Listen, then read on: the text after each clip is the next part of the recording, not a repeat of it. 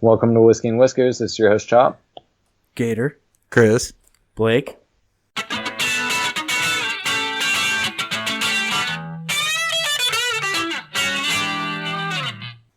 And I think we're talking about Brazil this week.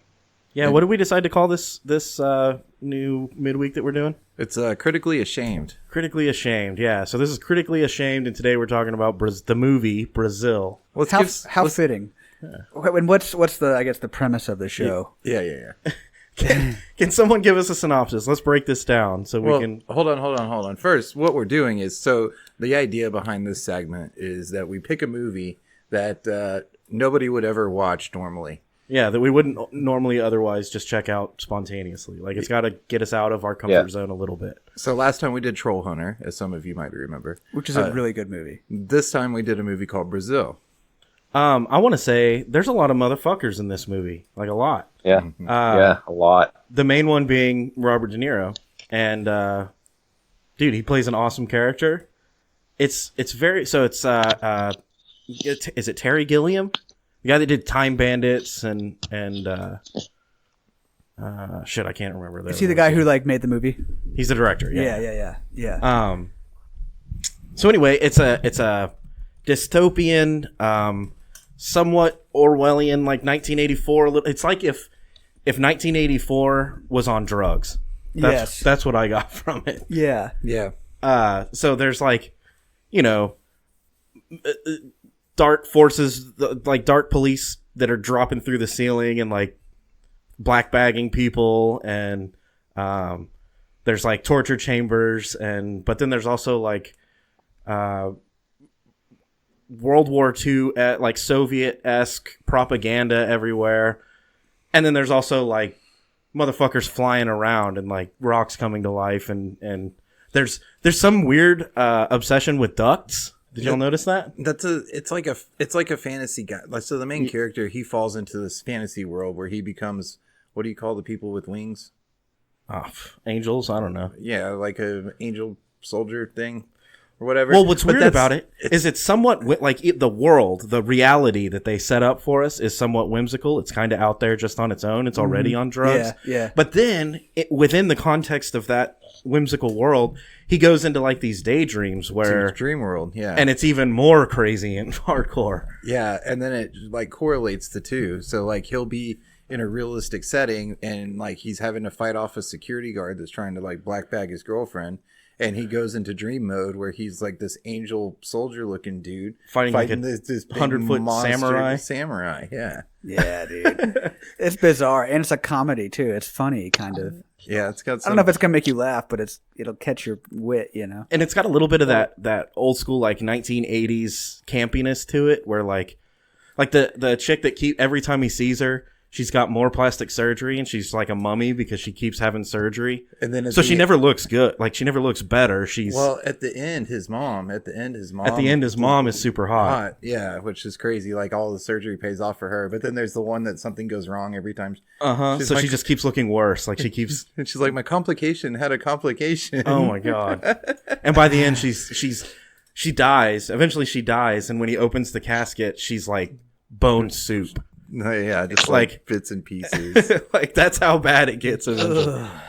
And that's what I mean by it's got that 80s campiness that happens like in Evil Dead or those old school 80s like violent horror movies that have crazy makeup and special effects. Yeah, they get that going too.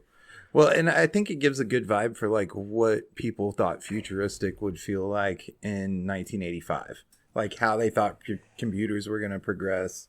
And how they thought the world was going to progress. Oh, and they had no idea. Like, the computer feeds are like paper, like literally ticker tape going down with a magnifying, but they're constantly updating. So they grasped a little bit of. They were like obviously there was some kind of network, but they couldn't grasp like that the network repopulated itself on the screen. It printed out this like paper that was just this long ribbon of paper.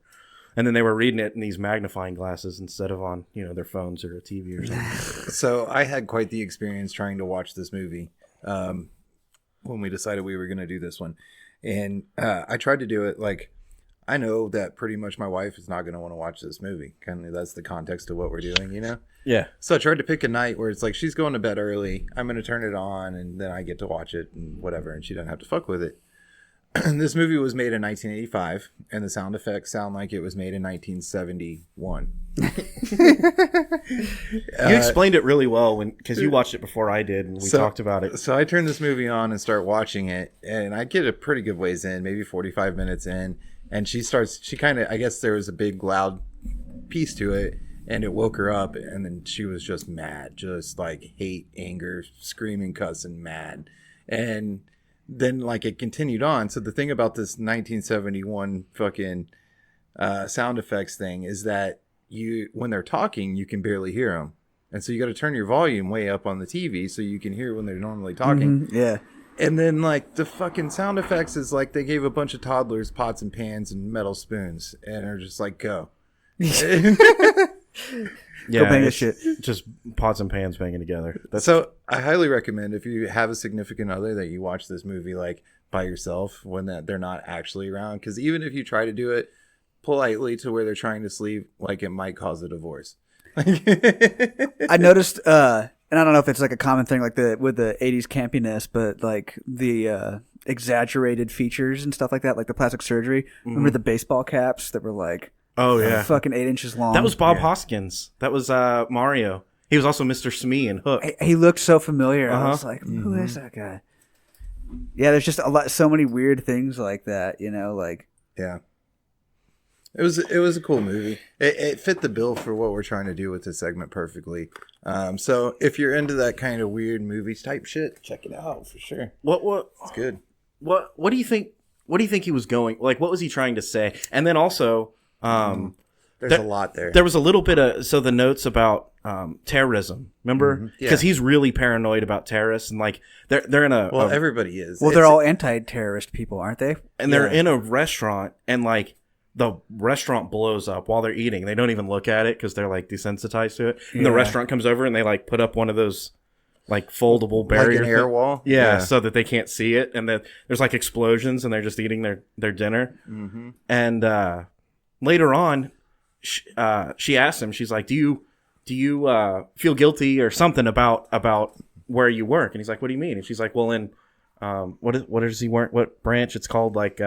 Information something. Oh, services or security? Information retrieval. Yeah, that's what it is, yeah. So basically they're torturing people, right? Yeah. Like that's what they're doing. Mm-hmm. So she's like, in information retrieval, do you feel guilty about working there? And he's like, well, the alternative is terrorists. Would you rather have terrorists? And she's like, how many terrorists do you know? And he's like, well, I've never actually met one. It's just my first day.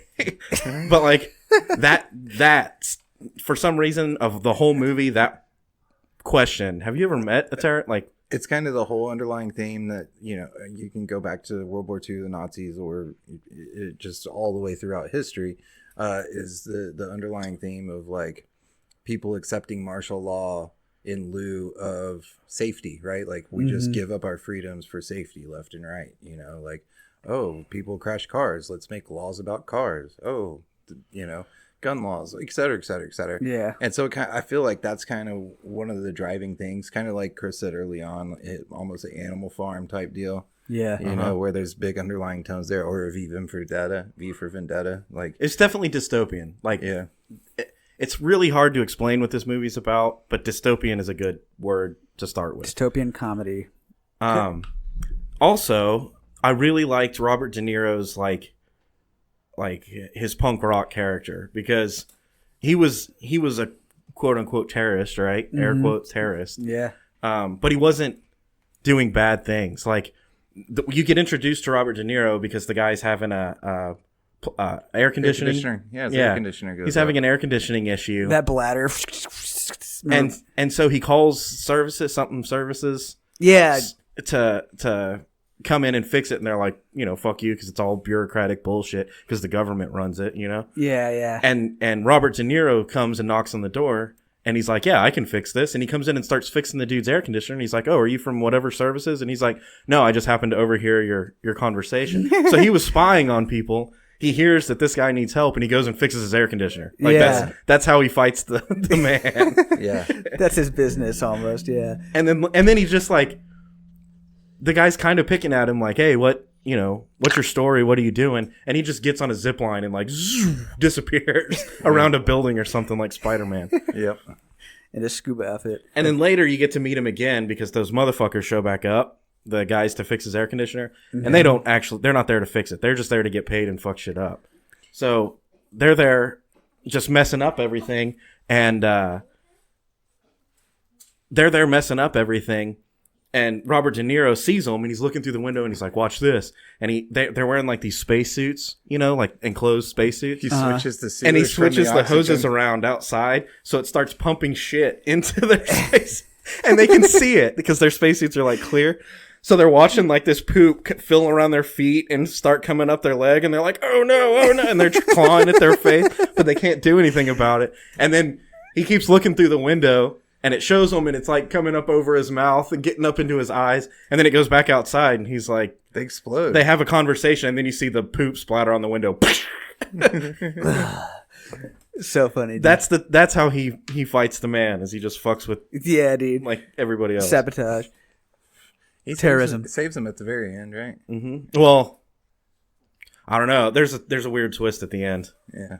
There's a weird twist at the end. It goes into like Oedipus complex, and then necrophilia, and then it's all in his mind, and then something else. Like, I don't fucking know, dude. At the end, it gets really weird.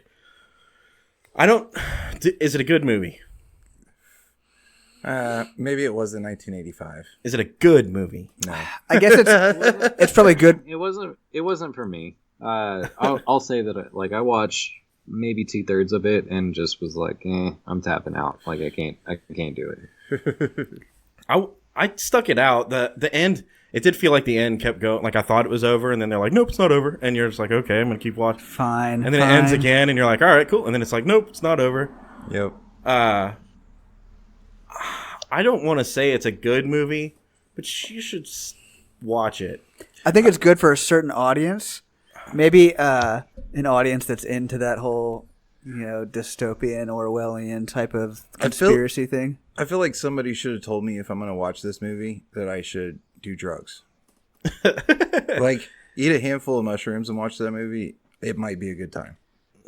It might also be scary as fuck. I don't know. Or both. Or both. So what I'm going to say is that I think I got the next movie lined up, and I think you guys are going to like it. Probably not. Fuck you, Chop. All right, shoot.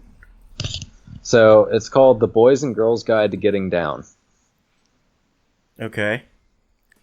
It's I've actually seen it before. It's like an 80s mockumentary kind of thing where, like, think the sex ed videos they showed you in like the early 80s and 90s.